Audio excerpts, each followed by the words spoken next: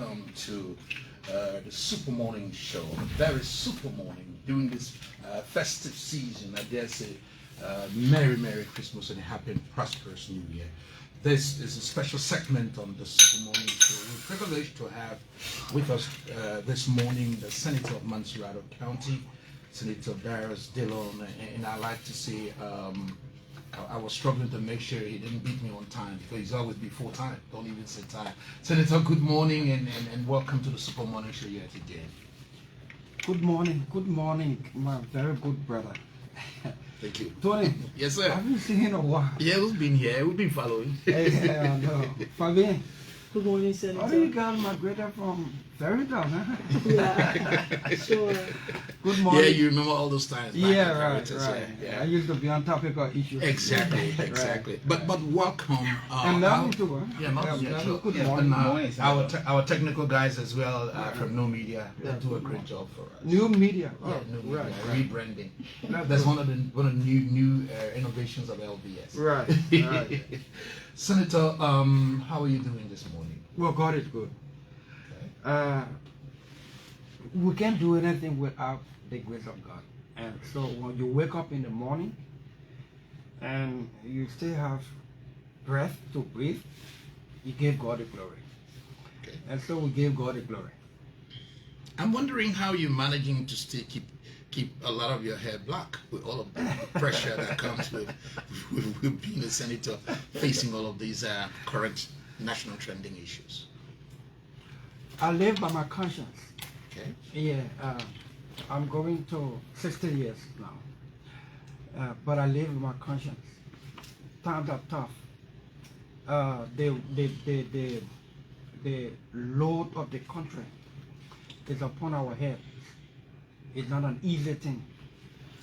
But you pray to God, you do what you can do, you do your best, you live, you go to bed with your conscience.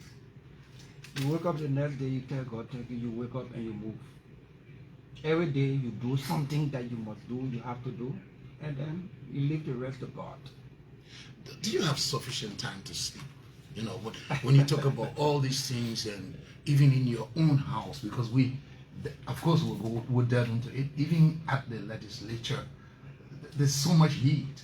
Do you have time to sometimes perhaps rest, sleep, or recreate, something like that? Well, yes, I do.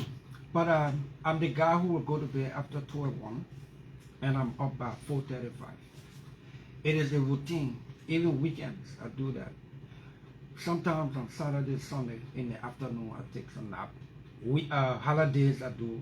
For weekdays, no. The late Councillor T.C. Good, who was Solicitor General of Liberia, and who brought me to national life through the Ministry of Justice. He disciplined me a lot when it comes to work ethics. Councillor Good was the first public official in office and the last to leave public office every day, Monday to Friday, including sometimes on Saturdays.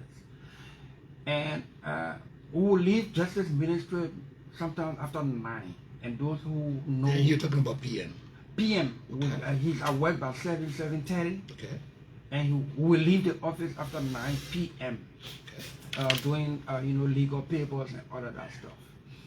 And one time I was grumbling. He said, if you don't want a job, leave it.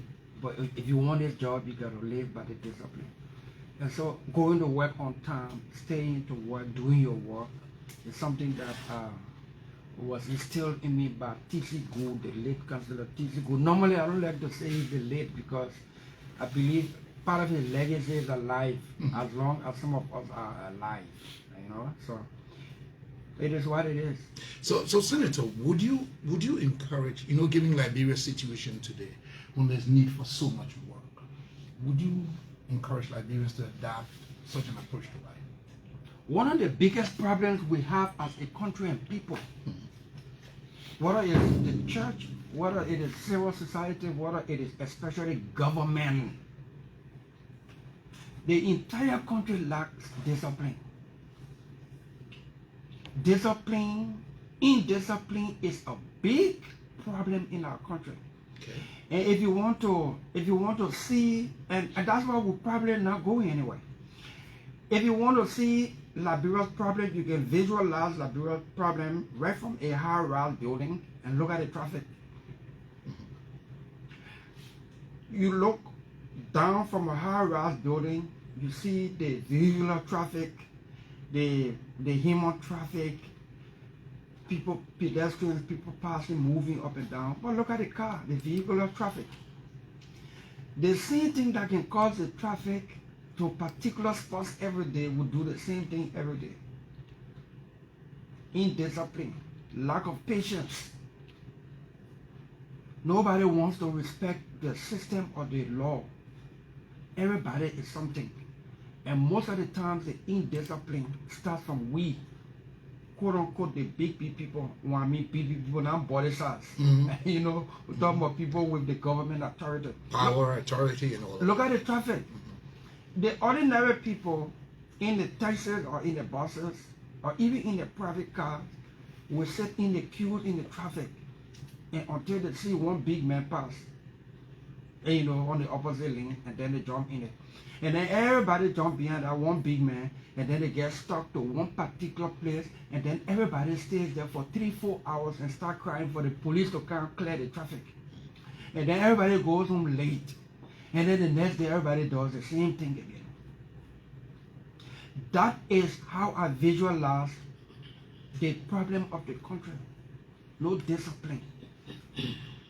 I've always said, if I were president or with executive power or authority, I would do some symbolic thing to change the country, to help change the country, the mindset of our people.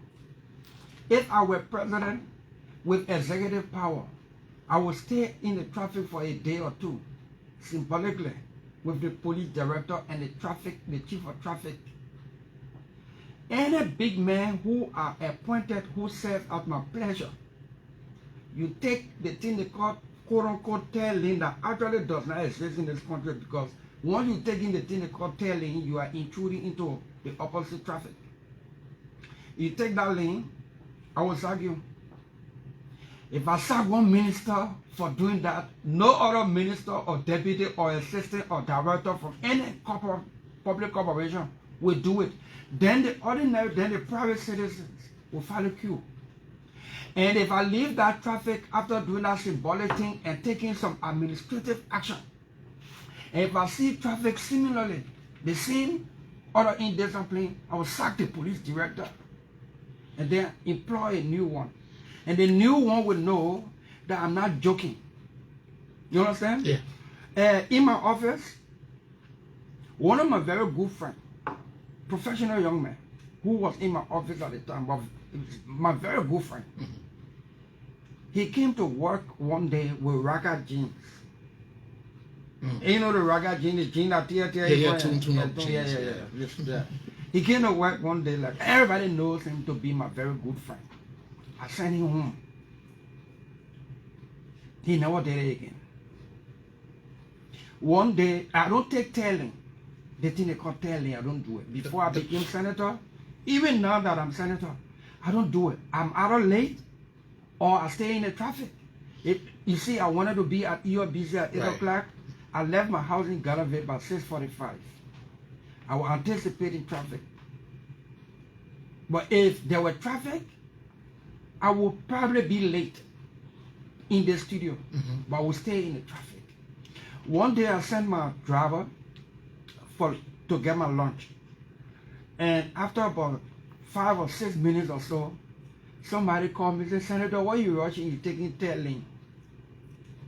So I knew my driver had violated my standing rule. By the time he came, I took my car keys from him. I sent him home for 3 weeks. Suspension. One day, one of my security, on a free day on the Sunday, went to do his social thing, to hang out. He was not officially on assignment with me anywhere that day.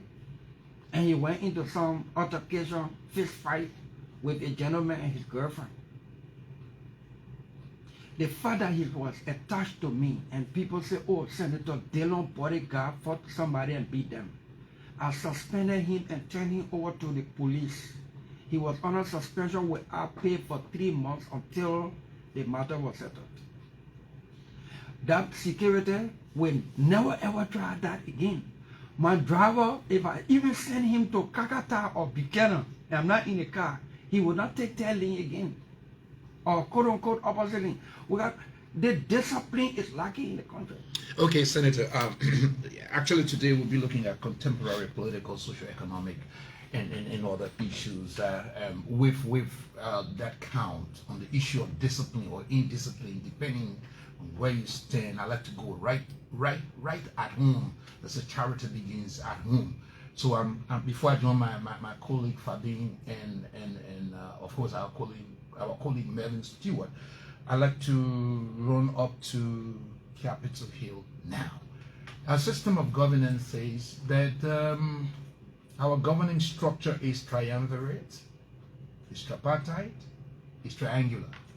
What that means is that it stands on 3 legs, and the 3 are equal and coordinate. So it means that when one branch is not doing well, the other branches may have to limp because one of the legs is not standing strong. And so you come from the House of the Elders. There's so much noise on Capitol Hill at the House of Representatives. We heard at some point that there was some level of interventions by either some senators or the president pro tempore here and there. But we still more or less essentially at a stalemate. From where you sit, what are you all doing about the situation on Capitol Hill? Okay, so we're getting now into some of the discussions. I'd like to recognize Radio Bourgeois 98.1 doing a simulcast of this interview, and Joy FM 101.5 is also doing a simulcast of this interview. And there are other social media platforms, online platforms, including Punch FM online, that is doing a live broadcast of this interview. We'd like to acknowledge it. And what is happening at the Capitol building is the normal politics of Capitol Hill, except that it's becoming very unfortunate. The law is clear.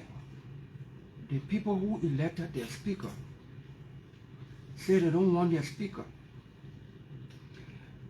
But to remove the speaker, it is not as easy as people would think or feel.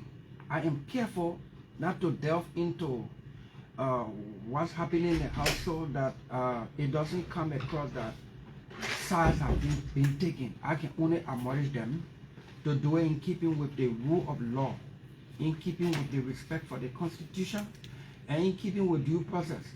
Article 49 of the Constitution is clear that the members of the House, like Article 47, Article 49, carries that members of the House will elect a speaker and a deputy speaker and other officials that will carry on the function of the House, and the speaker shall be the presiding officer. The Constitution does not say that the speaker will be a presiding officer. And those who did law, whenever you interpreting the Constitution, every word stands on its own and has a serious meaning. There's a reason why the framer said that the speaker shall be the presiding officer, not a. When you say a presiding officer, then there can be several other presiding officers at the same time, almost at the same time. But the presiding officer, definitive, one presiding officer. Once that person is present, you can have another presiding officer. If you're angry with that person, follow the channel of the law, due process of law, to remove the person that you so desire to replace. But you know, I'm taking this entire thing from another angle. Okay.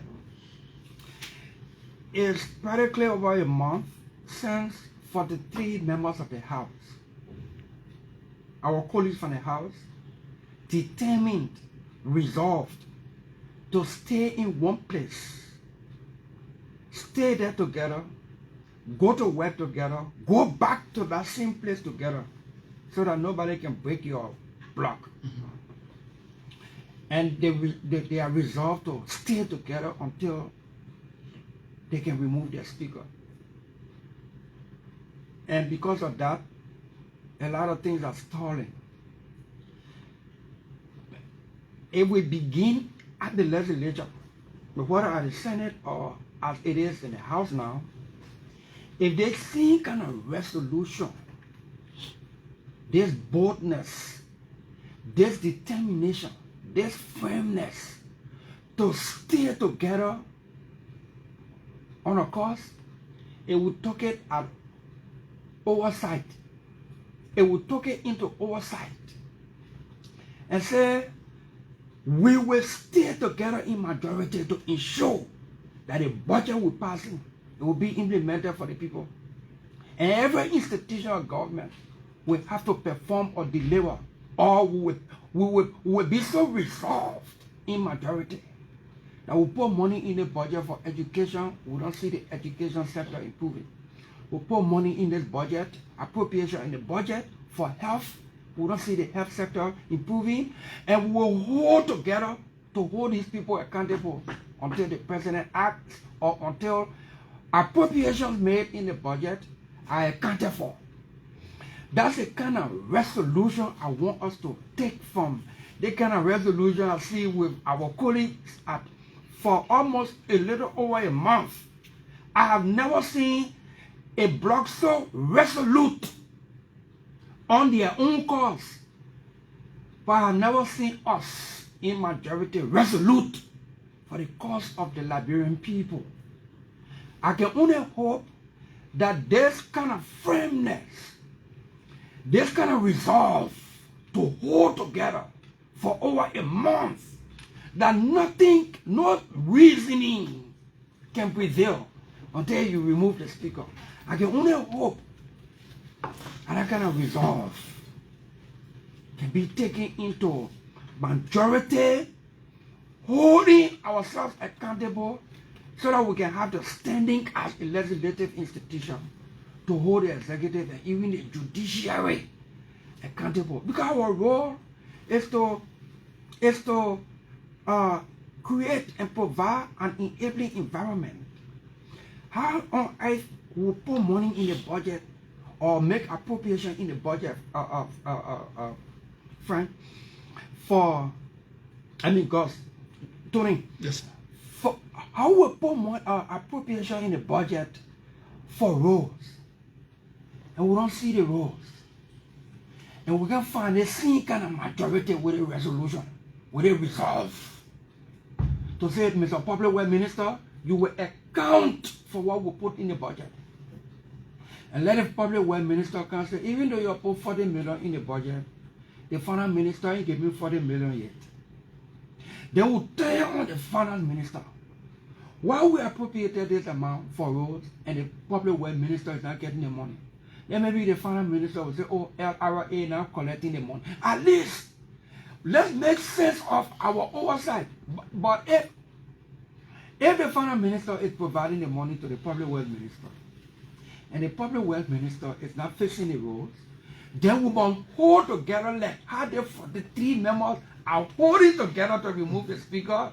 To say, Mr. President, something is happening at Public Works Minister, administration. And say we in the legislature cannot act because it is not our authority. You will have to act, Mr. President, on the Public Works Minister. If you don't act, we will not comply with you. We will be resolved. How will 43 years we resolve to move? When you start to do that, the country will start to see some change. Yeah, but Senator, sorry that I have to jump in here. Does it bother you in terms of the collateral damage? Because as they sit there in their strength and their fortitude for a cause, you clearly said that there are impacts, there are delays, there are things that otherwise should be going ahead. There have been requests for delay of the budget because of the situation at the Capitol and others. Does the collateral damage bother you? Yes, it does. Or are you concerned about it? Yes, it does. Okay. 1 month plus, nothing can come out of the House of Representatives. Every day, somebody want to remove somebody.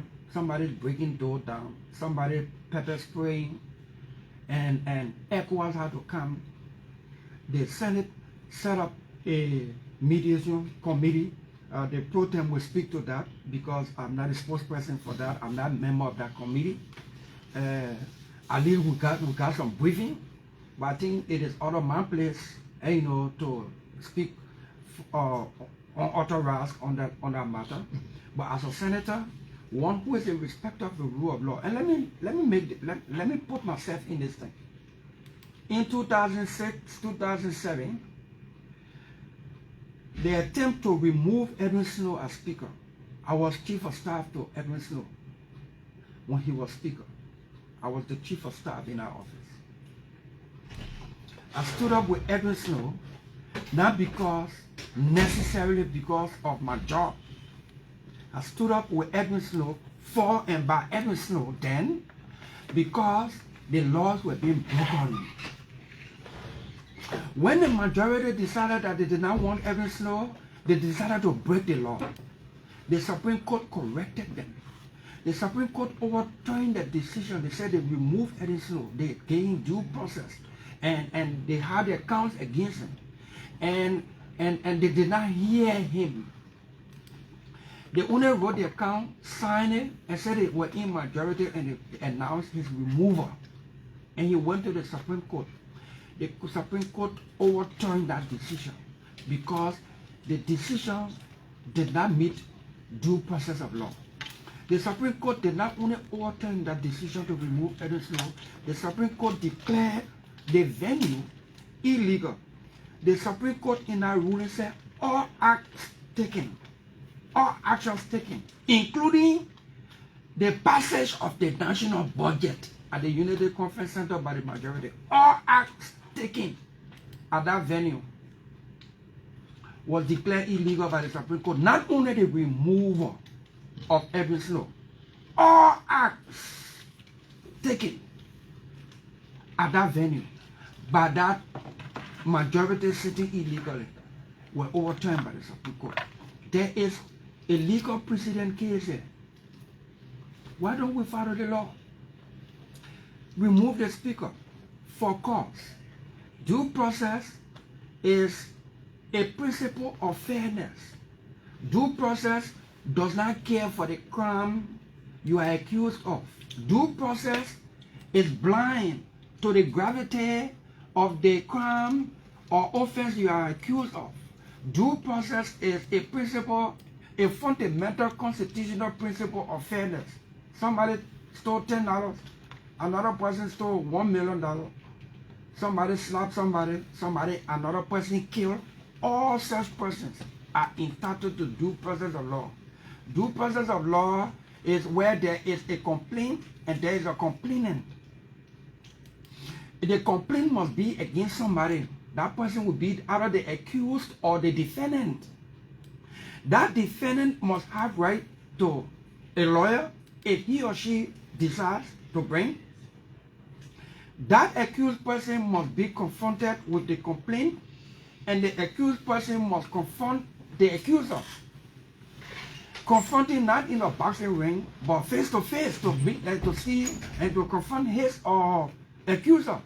That accused person or the defendant must be allowed to produce witnesses to testify on his or her behalf. Because in his or her view, if the person says they are not guilty and they have evidence or defenses to put up to prove that they are not guilty, they must be allowed to do so. And then that kind of hearing, the judgment from there, constitutes due process. But you can't get vexed. I don't want Darius Dillon again to be chairman on foreign affairs.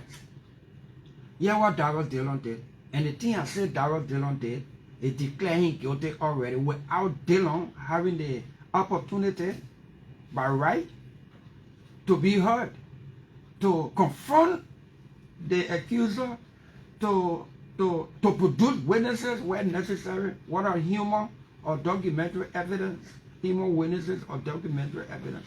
Once you bypass all of those things, anywhere you go in the world where pure democracy is practiced, they will overturn that decision. So in the House of Representatives, I would not challenge the right of the majority to want to host the speaker, but I would defend the speaker's right as well as the majority's right for due process of law. Fabien. Oh, okay, Senator, you talk a lot, and I'm still interested about Capitol Hill saga. Yeah. Remember, it's been a month, and there seems to still be a saga that isn't ending soon from all indications. And so, in that instance, citizens have been crying and continue to cry about the behavior of our lawmakers of Capitol Hill. Right. What if they decide to have, should I put in the simplest form and say citizen arrest, demanding? It's a two-way street. Either the lawmakers gave way because they elected them to that position and they are not doing the Liberians people work, number one, and two, the budget is being stalled. There are so many things of Capitol Hill being stalled. Like recently, you talked about due process, which of course, we all know about. One should be accorded due process in a competent court of jurisdiction. And so you have to hear both sides. But in the case of Speaker Kofa, he went at the court twice. And that's history, because it comes back to what happened 2006 and 7. He went to the court twice. He earlier filed, and then that was denied. No, it wasn't denied. It wasn't issued. The judge, the first writ of prohibition, the presiding justice in Chambers declined to issue that. So he came back. I'm coming, Senator. Okay, yeah, so he came back. When they declined to issue that, he came back and then went and filed a writ of mandamus to compel his colleagues to come in the main chambers so that they have this joint session and see how they can handle things. Has the court ruling that matter? No, he filed on Thursday. Okay. And then by Friday, he withdrew that petition, that writ of mandamus that he filed, reserving the right to refile. Okay. Now, as I said earlier, the whole thing about Capitol Hill saga seems not to be ending. And so, why did the citizens decide on their own to say, we voted for them and we must get them out and we need this and we need that? What's going to happen? The citizens have authority by law under Article 1, Chapter 1, Article 1 of the Constitution. You see, the lawmakers are the ones with oversight authority over other institutions of government. The people are the ones that have oversight authority over us. Until the people learn how to actually exercise their authority, like how generally we can feel that oversight authority over other institutions of government and even including over ourselves. If the people learn how to utilize Chapter 1, Article 1 of the Constitution to their benefit and their happiness and their well-being, maybe we will straighten up as lawmakers. The people are our lawmakers. They provide oversight over us. But the very people are divided. Some people supporting for the 3 presidents, another group of the citizens supporting minority black. So once that power that is inherent in these people is not united for their own benefit, but they're supporting and defending blacks. Which count against the speaker got anything inside there for the people? You show me one. Which count say we want to put money in the budget for school? The speaker blacking it. Want to put money there for scholarship for students, and the speaker blacking it. Want to put money there for hospitals, and the speaker blacking it. What is in those counts? For any of you that are listening out there, by radio, on social media, everything in the count, or the speaker constituted a committee and it's not correct for us, the speaker did the other one. Everything is about the lawmakers, and the lawmakers have the right to want their speaker or not. I am saying the people. You see, there's a principle. They say if you don't like the law, the people who made the law cause them to change the law. If the people who made the law ain't want to change the law, then change the people that made the law. You see, everything in the hands of the people.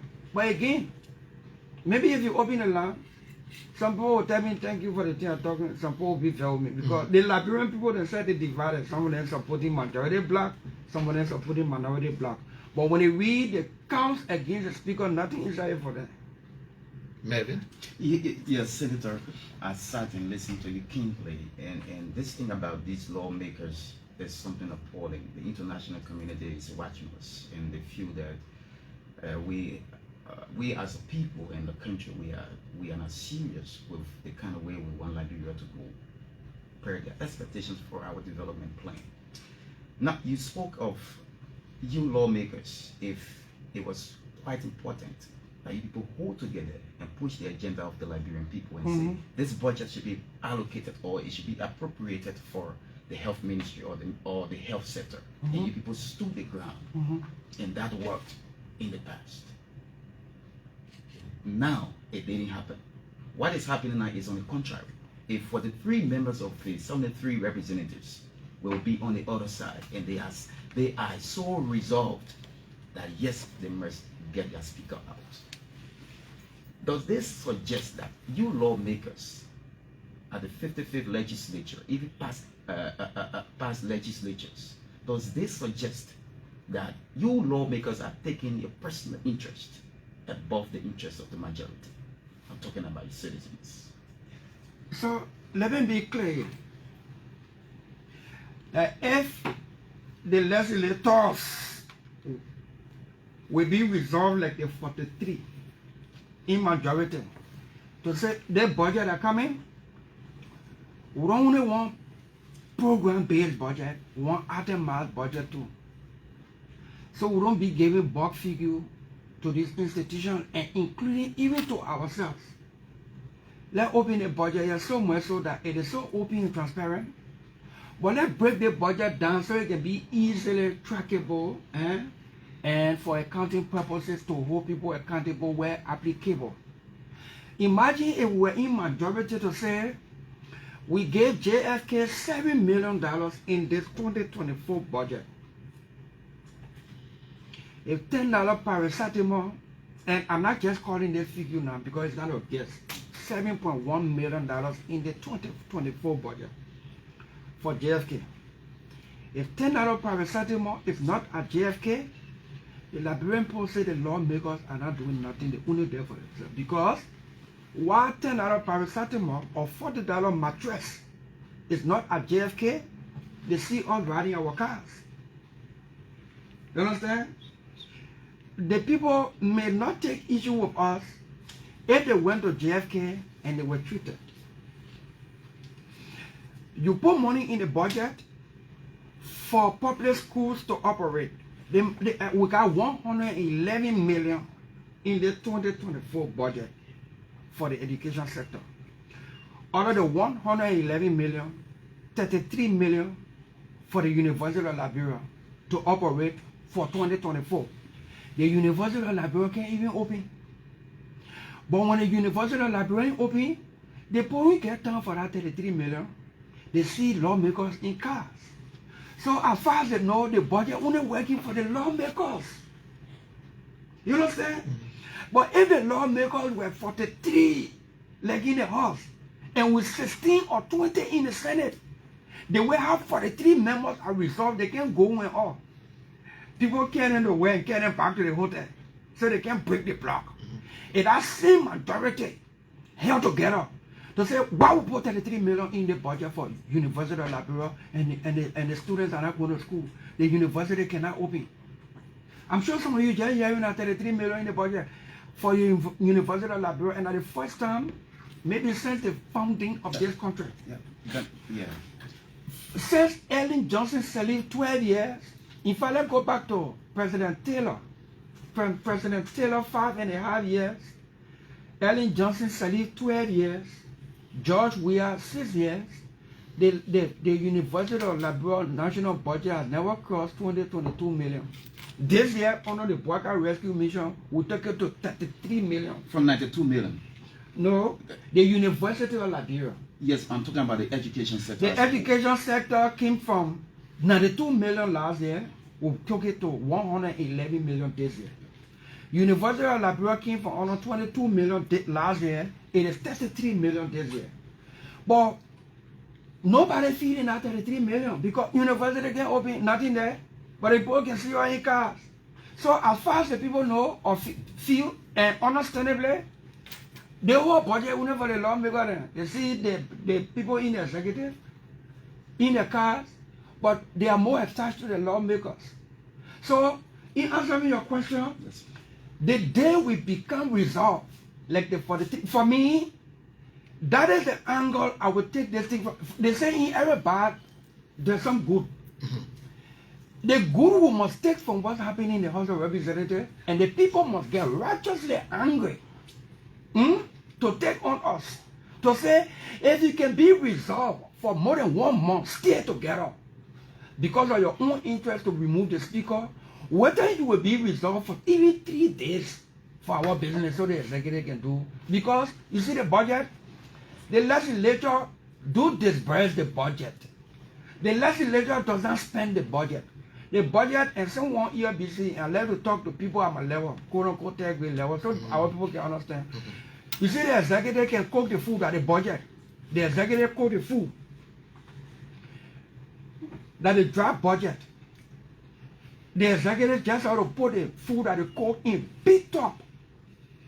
That is draft. Send it to the legislature. Then the executive will bring the small bowl in. They plate them. And you know, the legislature ought to determine what go in each plate or bowl. The quantity. When the legislature finish doing it, we say, okay, fire service send fire service need fire truck. We'll put plenty thing in fire service on a bowl.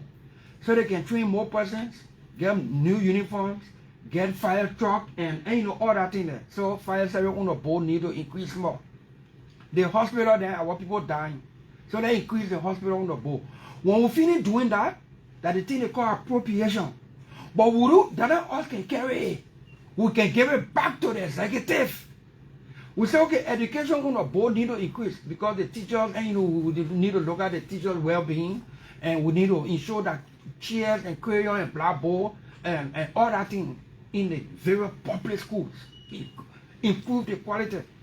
When you finish teaching all the food and put them in the different board and different plate, you give it back to the executive, to the president, so that the finance minister can go down share it.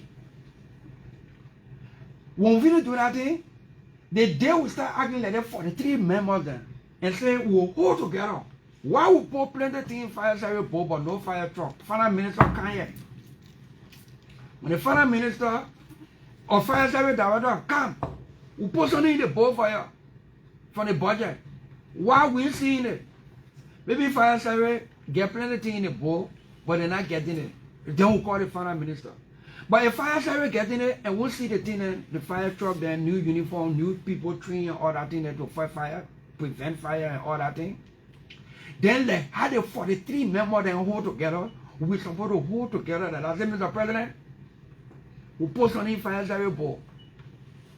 Fire service didn't get truck. Fire burning our people's homes.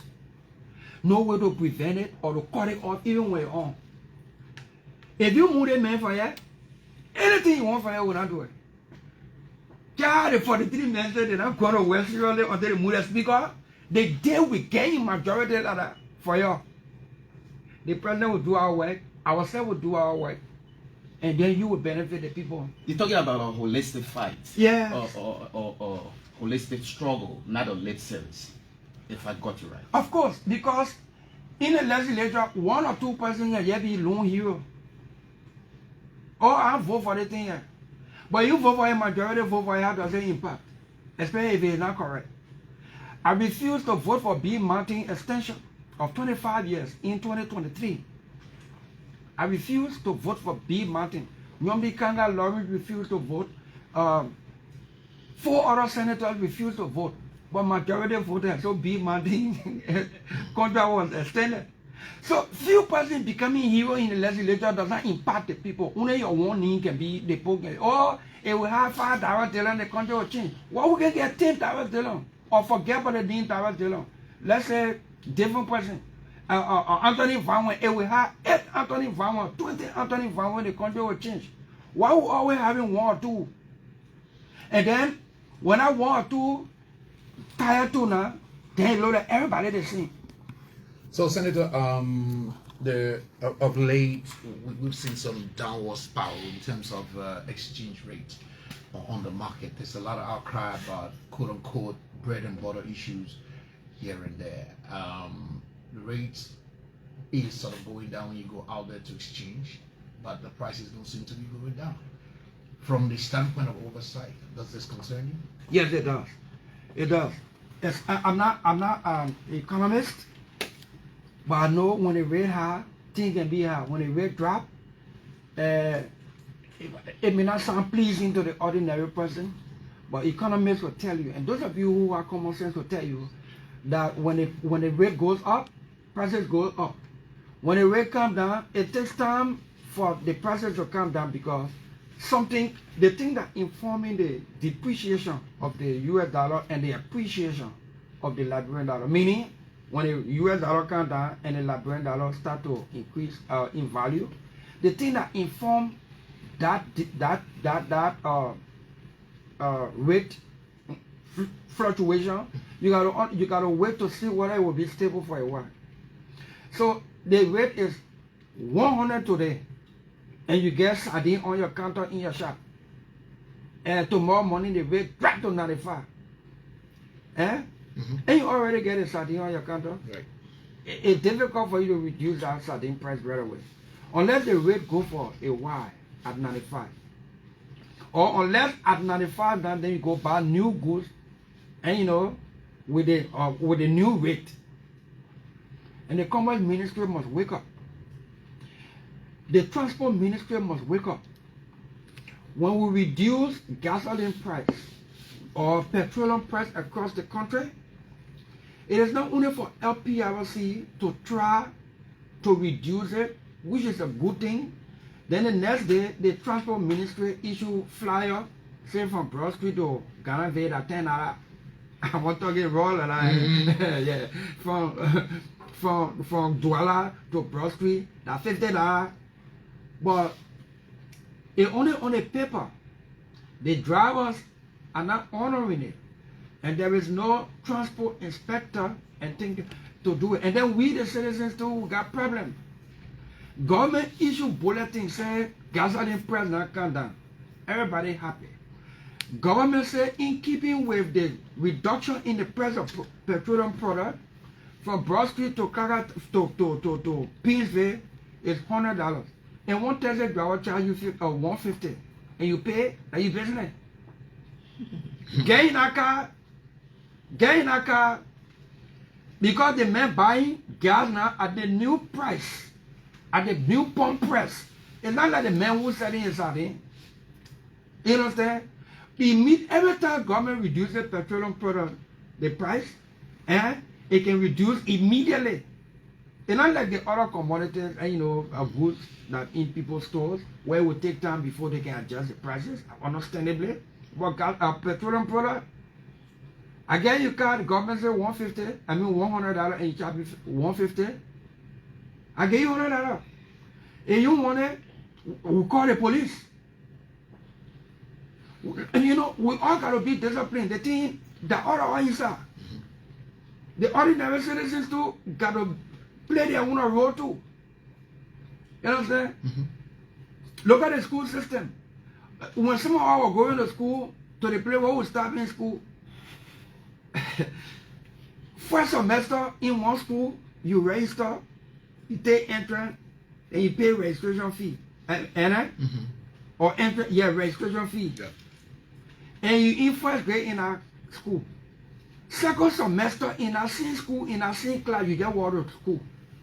But this time, first semester, you register, you pay money to register. Second semester, in the same school, in the same class, you pay money to register. Why is that?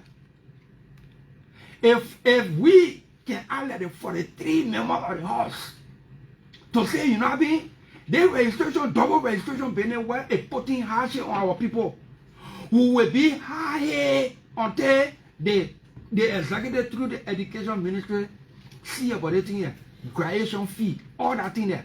We will be high-headed. Like the 43 members had it high-headed to move the speaker. It will start being high-headed, firm, and resolve for the people on this simple thing. The country will feel the impact will start to change. But right now the legislature, you think I came here to play you, I came here to speak my mind. At the legislature, the Liberian people always hailing few persons. Hailing few persons, we tired with it now. Because the impact is not being felt by our people. Oh, all of them there, only few of them there good. Why are you electing only few good people? And then at certain time, then you fell with a few good people, that you said it there. When they read it, sometimes they say, all of them are the same. Simply because they didn't know the minds of the people before electing them. Who said your power ends after election? Your power doesn't end after election. This small brought the rescue mission to power. We play our small part. We have small grace to be in the presence of the president from time to time, as he would deem or as he would allow, and we are grateful for that. But you see, the baby was born. The time for the baby to crawl and walk and talk. The time for holding the baby in the lap. The 1 year finish now. We got to start to hold ourselves accountable.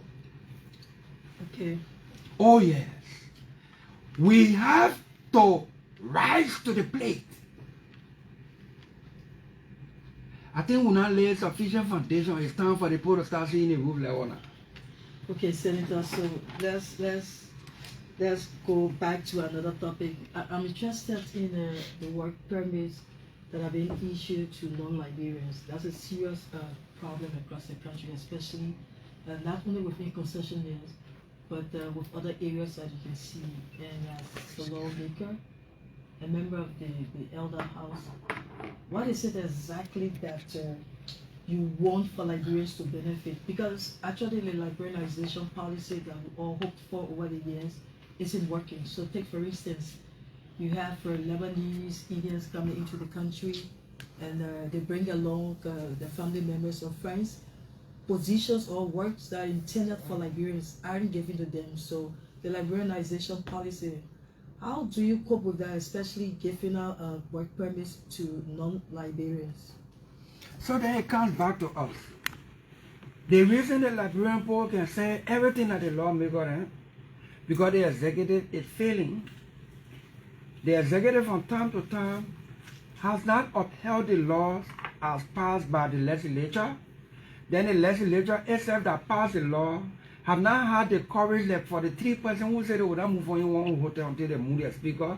We have not had the courage and the resolve to hold together, to hold the executive feet to the fire, to act. So so here's the thing, Fabian. When the legislature will ratify agreements, and some of the reasons why we happily ratify some of those agreements is because it said that it will provide job opportunity for Liberians. Everybody can work in government. The lawmakers can give job to people, everybody. The lawmakers are there through the executive to create job opportunity for our people outside government, where they can even make even more money with no noise behind them. Like how students see you in new courses because you're in government and not corruption. When you're in the private sector, we'll open the private sector space for our people. So the legislature decided that it will make laws to protect Liberians. But in order for Liberians to be protected by the law that the lawmakers pass, it is the executive that's supposed to enforce it. When it comes to work permit,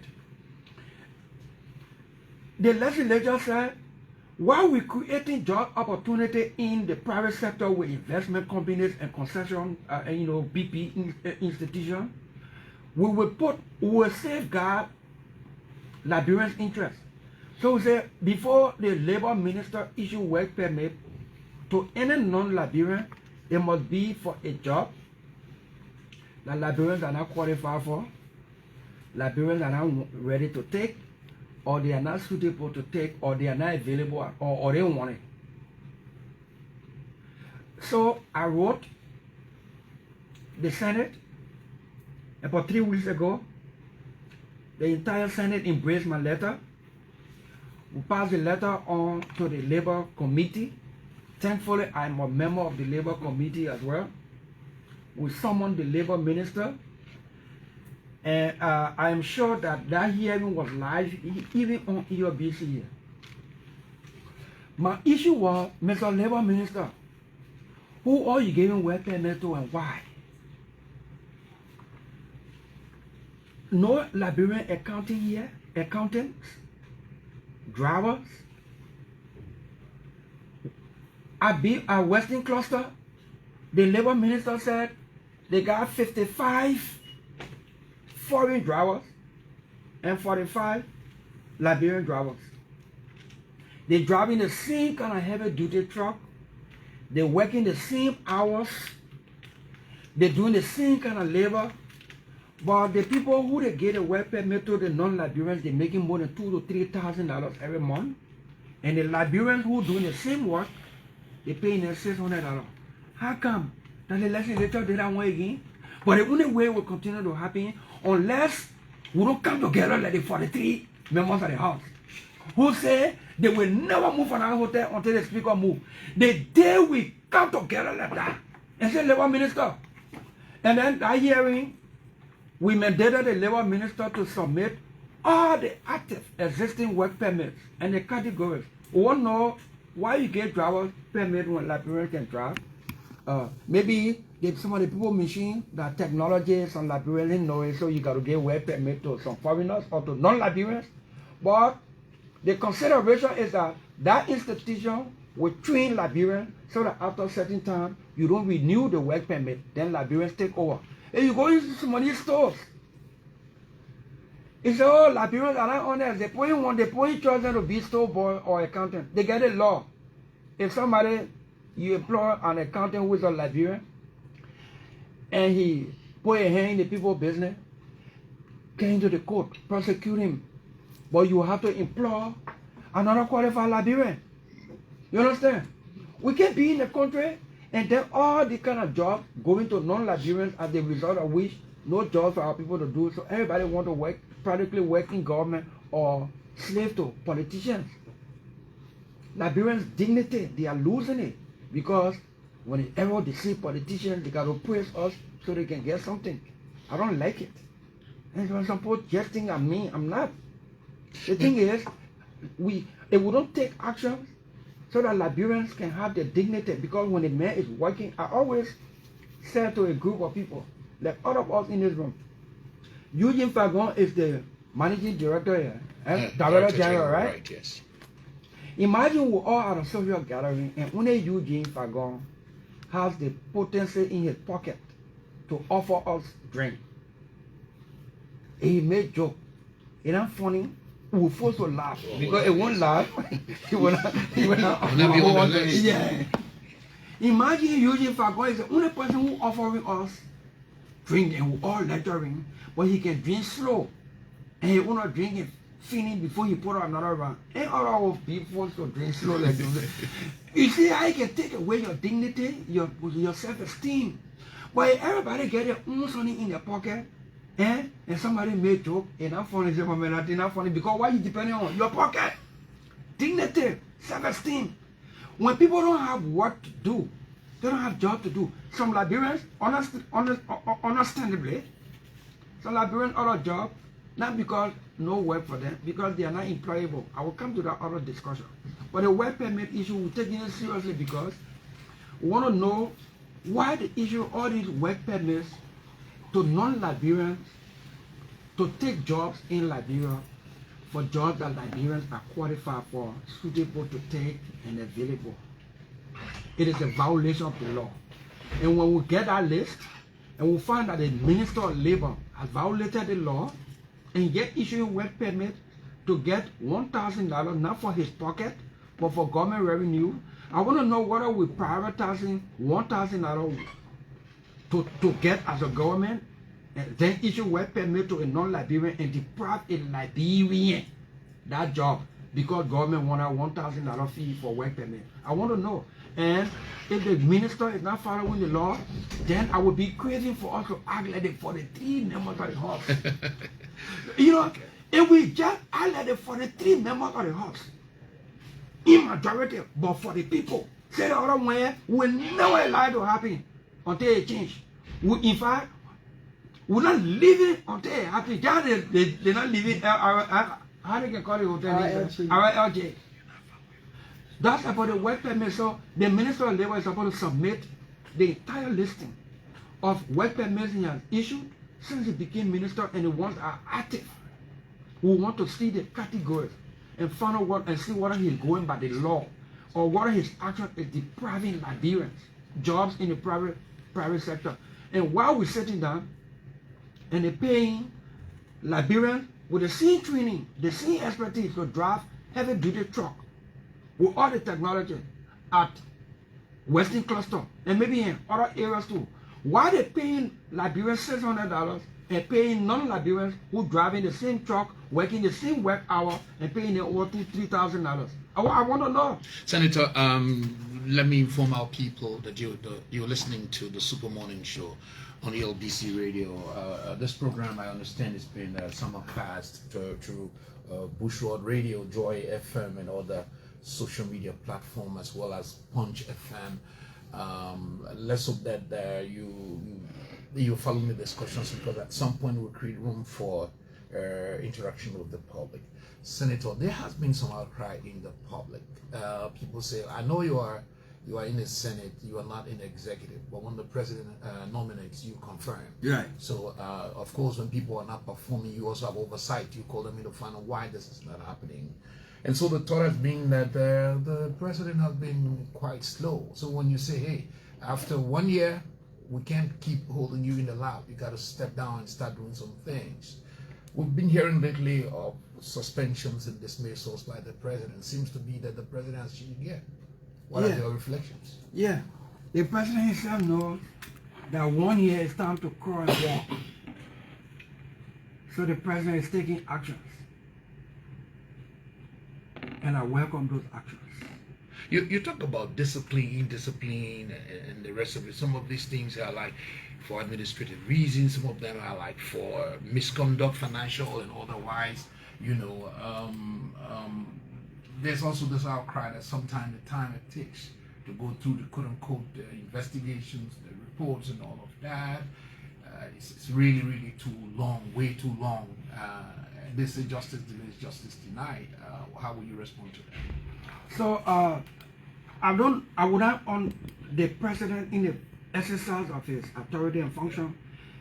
I will not want to question his wisdom. I can only advise him to speed up on some of these things. Like the DEA stay too long. Even as chair of the Committee on Information at the Senate, I will be staying right here after the show to settle some matters here. Okay. We got to help the president. That's what they call oversight. Right after the show, I will be meeting with the management here so that we can, settle some issues. The issue at DEA, I have Abe Koma, Fadika, and Bauko in my office to talk this matter. That was before I went to Austria with the Minister of Foreign Affairs on official matter. Then I had Senator Amara Kone, Senator Edwin Snow, and myself in my office for almost 2-3 hours. We met with Abe Koma, Hassan Fadika, and Bauko to resolve the issue that was happening between and amongst them at DEA. For some reason, it escalated.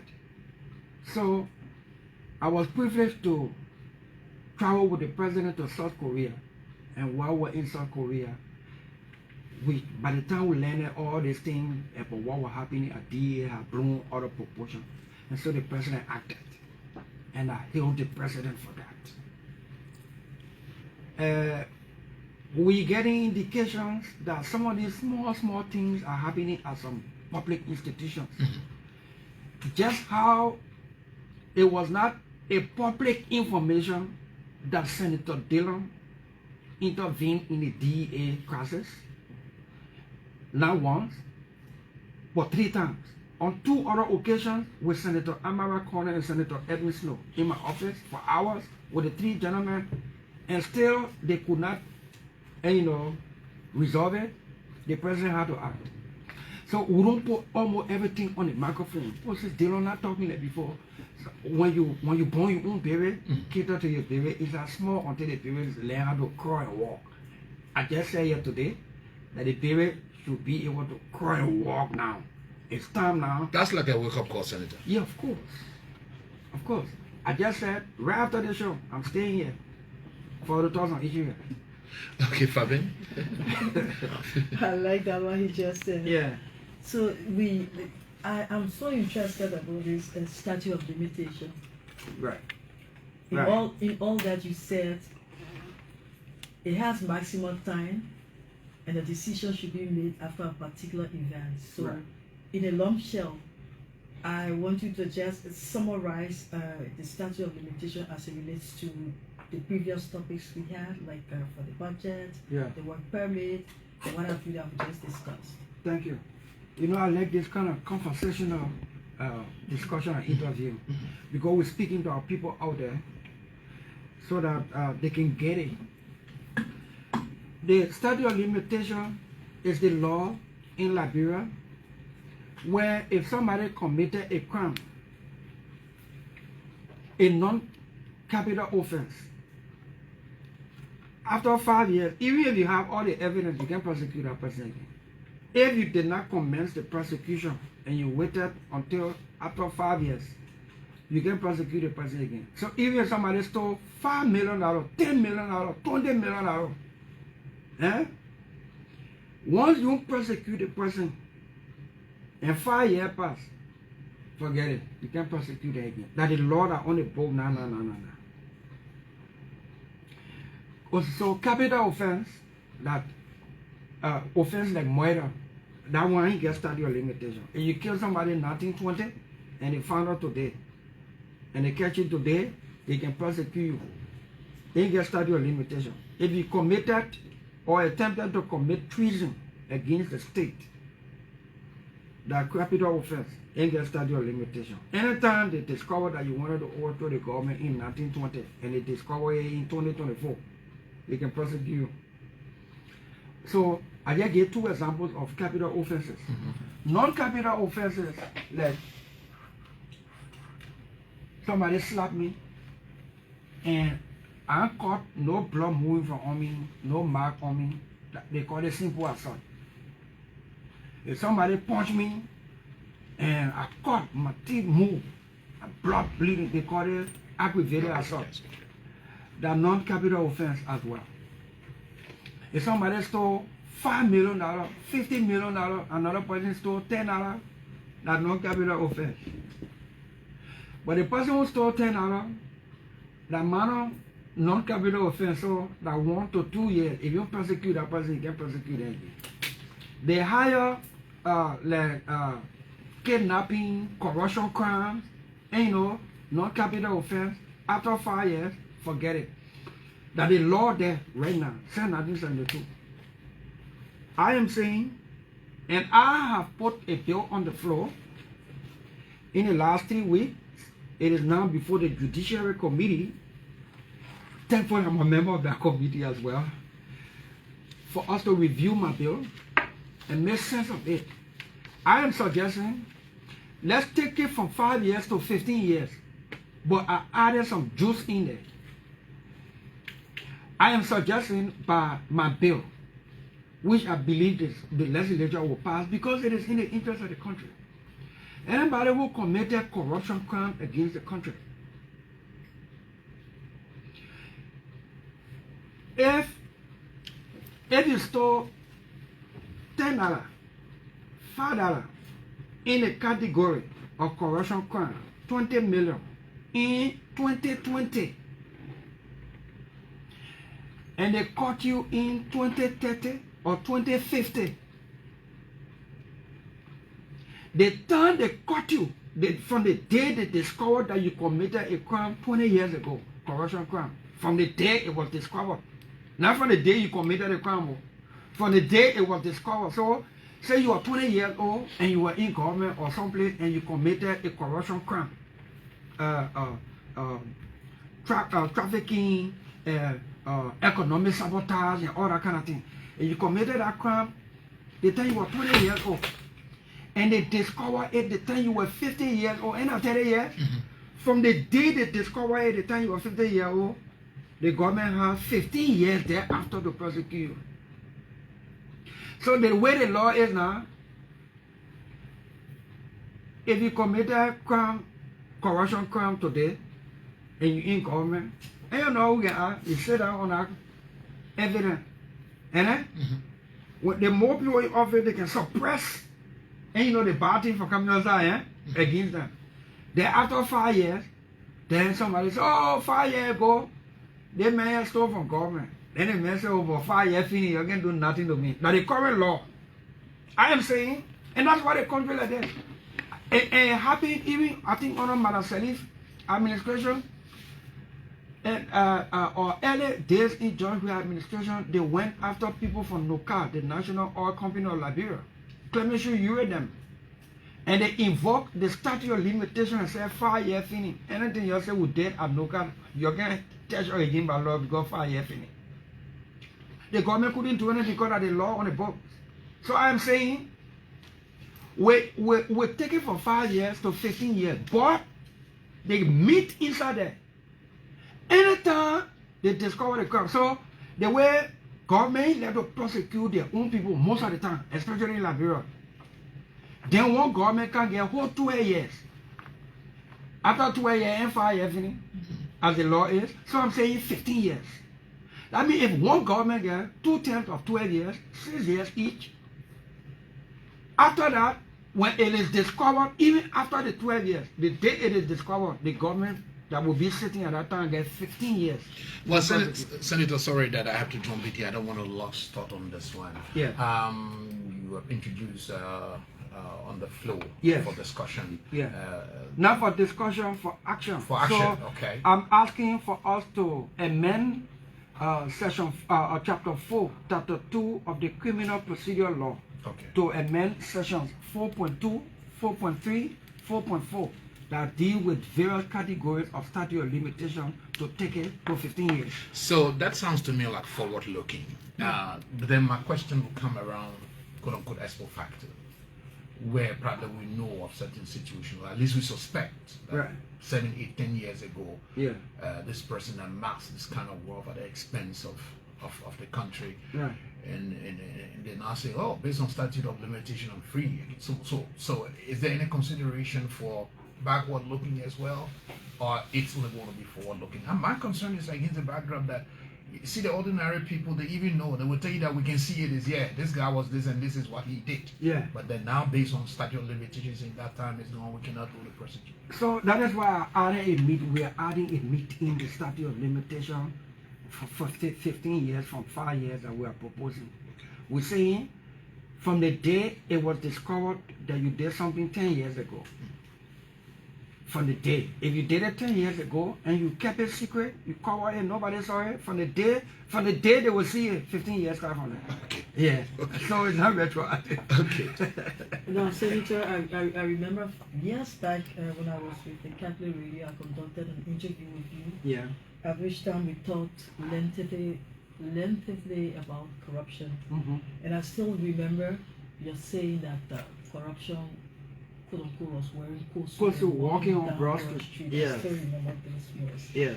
Now here we are again with the issue of corruption as it relates to some official, I will always say alleged, because one is presumed innocent until proven otherwise guilty. Do you still have that notion about corruption still walking down Broad Street with Kosu. Corruption ain't about the Kosu, in fact, 3 P's now.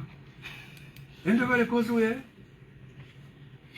What have we done? So in order for us to find another means to clamp down corruption, these are the kind of reform action we're taking in the legislature to tighten some of the screws on the law.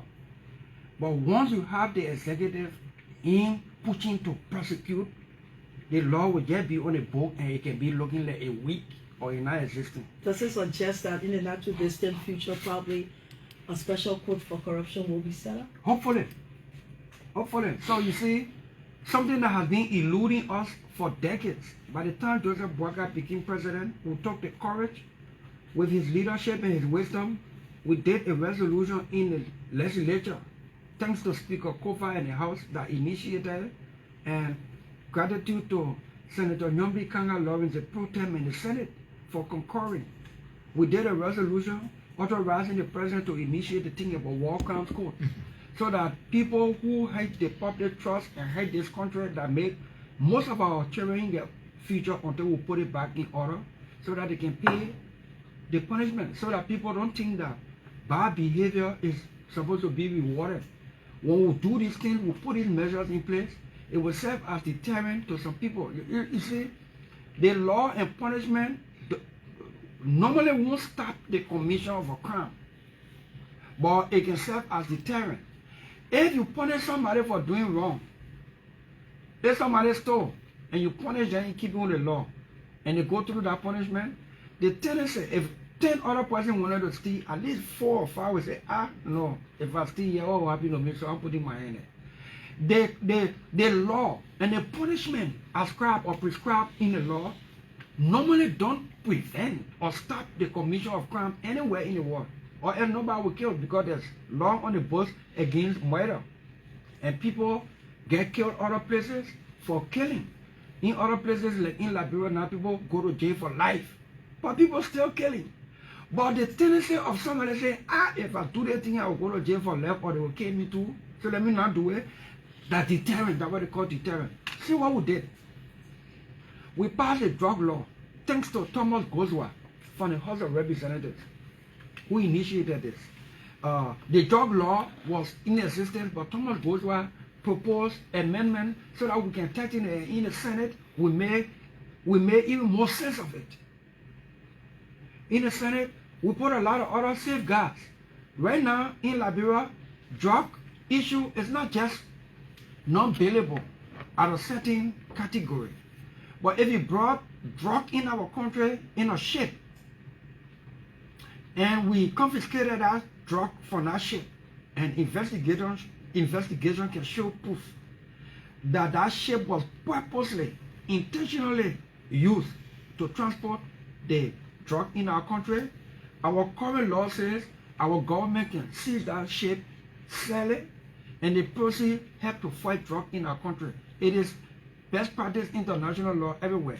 If you brought drug in our country on an airplane, and we grounded the airplane, seized the drug, and investigation proved that they used that plane purposely, knowingly, to fly the drug here, Liberian government has the authority to seize that airplane, sell it, and the proceeds used to fight against drug and to help to rehabilitate our people. We put all that thing in the law. And at a certain category is not bailable. If you traffic it in our country, if you mass produce it in our country, if you do wholesale of drug in our country, I talk about illicit drug in our country, we say if those categories are not bailable, and if we caught you and you are a non-Liberian and we convicted you in the court of law here, you will go to jail for more than 25 years depending on the category and the gravity.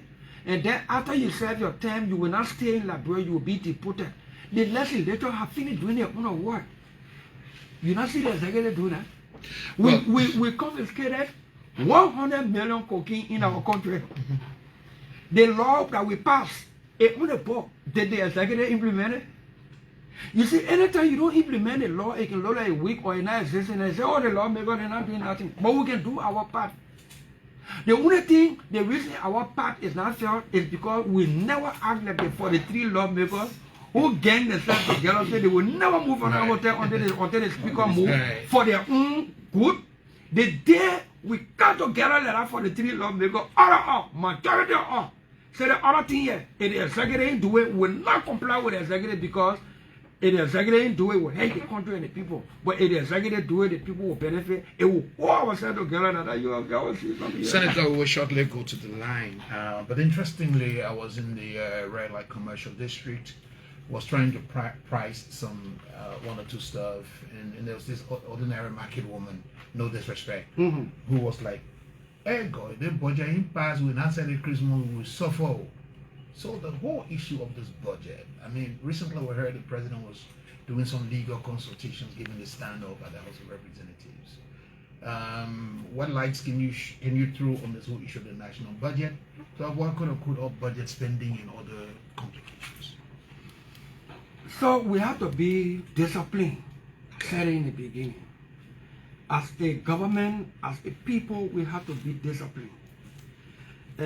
Tony, without signing or taking, risking for somebody to misinterpret that I am backing off budget spending. Off budget spending is not corruption by itself. Off budget spending, in simple terms, means the thing that were not in the budget that they didn't plan for, they didn't put it in the budget because they were not expecting it to happen. It happened after the budget was passed, during the budget time, and the other thing happened. So they use money for that thing that they want to call off budget spending. It becomes corruption when the thing you say you spend off the budget, that thing there you won't spend it for it, and you can't account for that money, then it becomes corruption. One typical example, the budget was in full swing. Then Thomas Doe now died. Peace be to his ashes. The government did not plan in the budget when we were doing the budget that Thomas Doe now would die during that year. So they didn't put nothing there for death. That same budget year, then Justice Namwe died.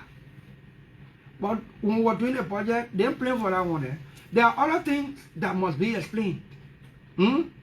But just because that they spend it outside of the budget, because we're not budgeted, it's not automatic corruption. It becomes, it sounds offensive to some people because sometimes at the first time hearing, oh, they did all budget spending. No, it's not automatic corruption. So how did the public know about all budget spending? It is this very government. In its resolve to be transparent or to exercise some bit or some level of transparency in the budget performance report, this government is the one that talked about and raised the issue and reported the issue about off-budget spending. Then people say, oh, they spend money outside the budget. That corruption, no.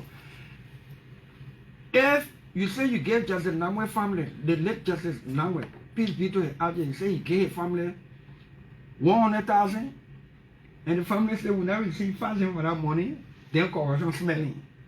But if they gave that money, for instance, to the family, or they use it for his burial and they can account for it, that's not corruption, even though they're off budget spending. You see what we're talking about doing now, and other issues that the government spent on that were not budgeted for because they were not expected to happen.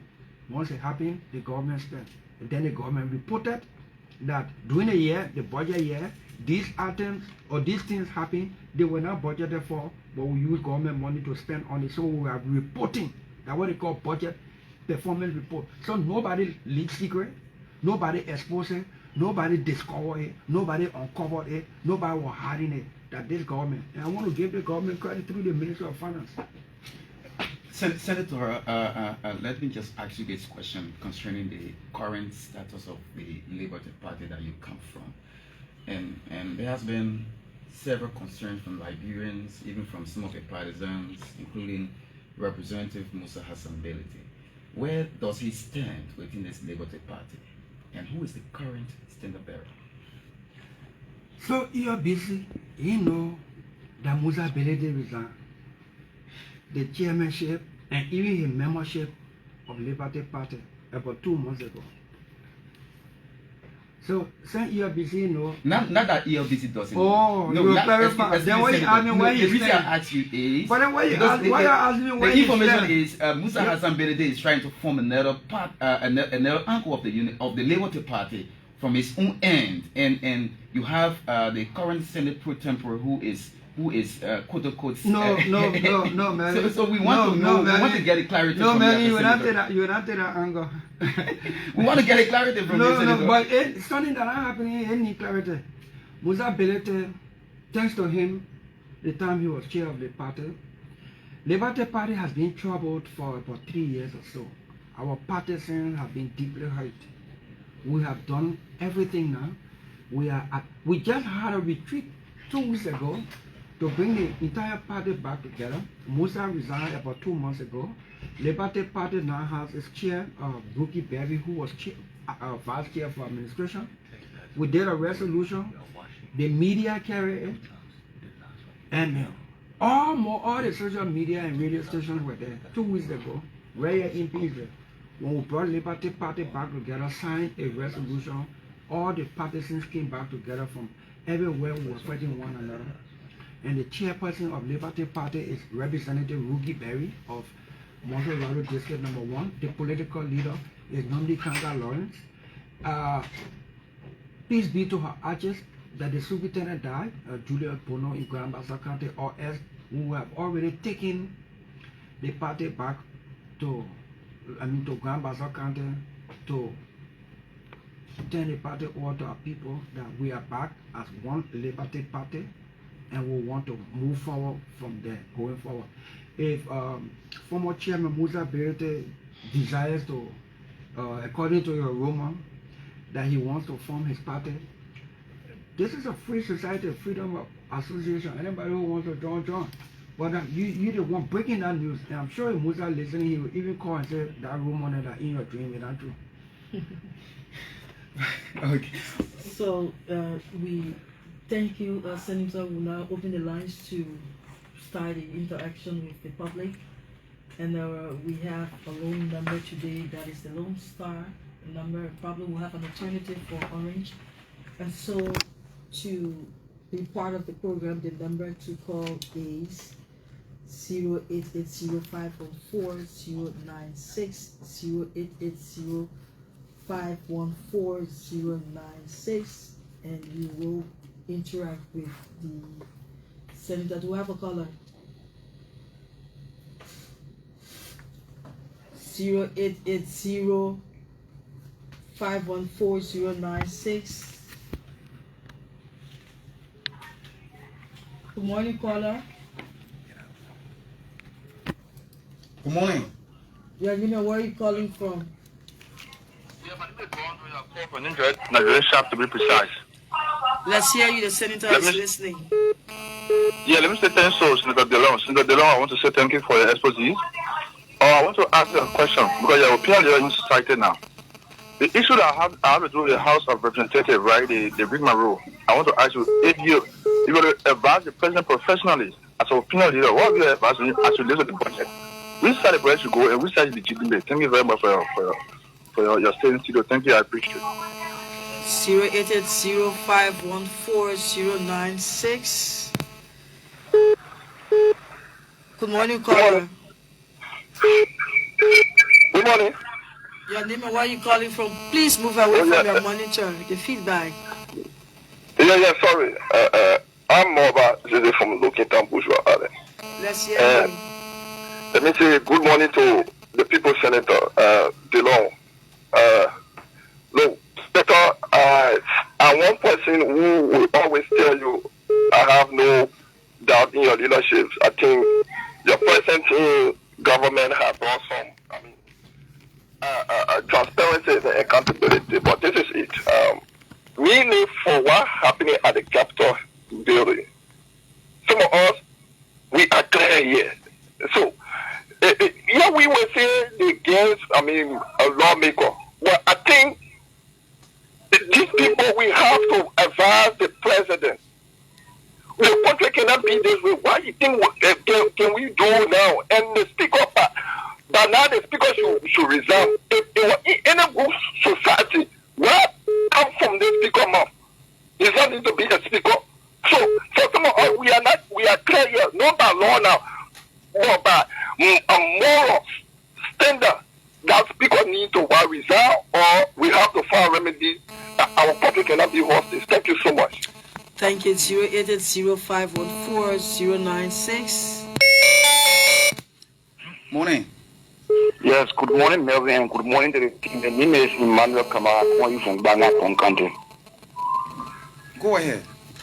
Yeah, my attention, I really want to ask the senator, the two blacks we have currently in the lower house, the House of Representatives, which one of those blocks the Senate have now is working with? Because according to their rules, if one house does not sit for more than 5 sittings, the Senate should adjourn. But now they put one for 9 sittings, and the Senate is still working. So it tells me that the Senate has agreed, or the Senate now has recognized the majority block, because we still see Senator Dillon going to work. And now he's telling us that the people they are going to their process is not legal. How it is not legal when you, the senators, have recognized them? Evidence of you're still going to work after 9 sittings by them. So I want for the senator to please clarify that for me. Thank you. Thank you. Hello, caller. Good morning. Your name and where are you calling from? My name is Joshua P. Nelson, and I call from Pabla. Let's hear you, Joshua. Let me say good morning to the man of wisdom, Senator Dillon. It is good to have you on air, to hear your voice, making some important impact on our nation. What I will say is that we know you. Oh, he's off. Oh, hello, caller. Move away from your monitor, the feedback. Good morning. Morning. Yes, my name is Maya S.K. Sergeant from Accident. Let's hear you. Yes, I want to tell my honorable man thank you, but I want to know the rumor would have grown all in the House of Representatives. Is the past 2 years, or maybe past 2 more, or 3 more, what the action will be taken against him? But the country I was staying, and everyone I was suffering. Okay, the senator is taking notes. Hello, caller. Morning. Your name and where are you calling from? Yeah, my name is Aliyu Padikoma, my Pikini family, and Let's hear good you. morning to the senator and the people senator. You know, Mr. Senator, for me, I never regret any day in my life voting for you. The 2 times I voted for you, I want to tell God thank you, because you are doing it and great people. When I want to get pushing, oh, Senator Dillon, waiting for somebody. We are in our various corners defending you every day. Because when I ask the question, I say, what is the responsibility of the senator, or because he may not give you somebody money or somebody salary, how may say you're not working? Because for someone who follow our report, every time when our account will report in that particular house, if you not to A, you be to B. So for me, I want to commend you for that. But Mr. Senator, when it comes to this particular speaker issue, for me, I take a shot. And my shot is where the Liberian people is, and where the Liberian is the majority shot. So for some of all, for Speaker Park, in judging the entire House of Representatives, like they can pass the budget, national lawmakers taking care to rotate on the shit. They put money to military agency, literally go for that money. The fact that we put him out, like say the speaker, when you're deputy speaker, it takes 7 million of the Liberian people money. I think with ESL, like, you really need good for the country. I think, but now it's supposed to step aside so that our country will be able to go far. So, but I want to say thank you, and will not get that listening to it. Thank you very much. Morning. Good morning. Morning. Please go ahead. Thank you, Chief. Let me say good morning to Fabi.